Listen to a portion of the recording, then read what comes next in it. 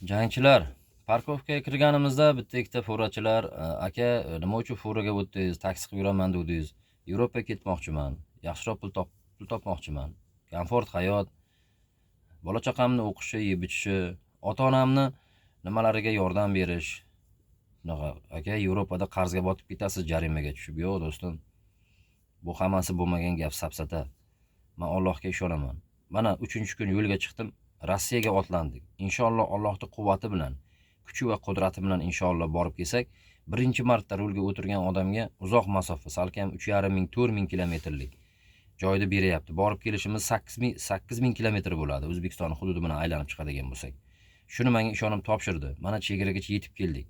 Mani tutib turuvchi, quvvat beruvchi Allohning o'zi.